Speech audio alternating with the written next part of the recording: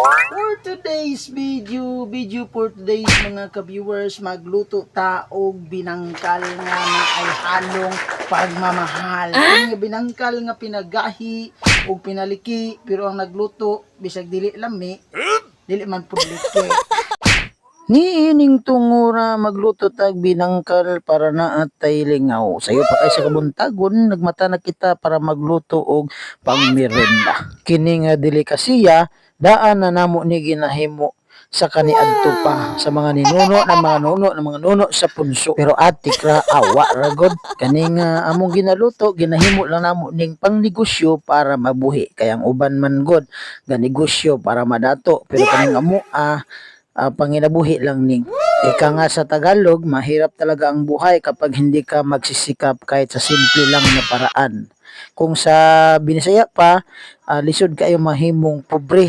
Bahalag pobre ta, ang importante dili ta dato. Sa kinabuhi walay shortcut. As long as imong gihaguan, bisag lamang sa mga simple nga mga butang. Ang imong gihaguan dili gikan sa hugaw nga paraan. Ang ato lang, paningkamot lang, trabaho lang, bahalag hinay, basta kanunay.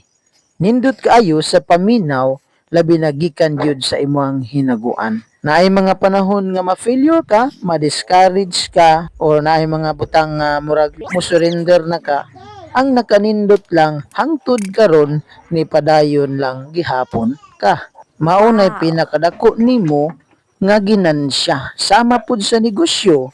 Doon ay mga panahon nga mabangkrap, doon ay panahon nga malugi, apan ang nakanindot lang tungod sa imong panginabuhi o pagkugi, nagapadayon lang gihapon ka hangtod karon. So sana ay mga negosyo, padayon lang dagko man o gamay, padayon lang gihapon ta sa ato ang pagpaningkamot. Kaluy-an lang gihapon ta sa umaabot nga panahon.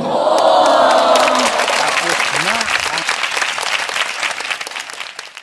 ang ating binangkal. Anong masasabi mo? What do you say? Thank you.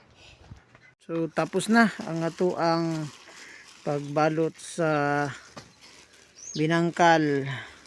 We have 56 pieces kabalot nga atong i-deliver sa ato ang mga customer.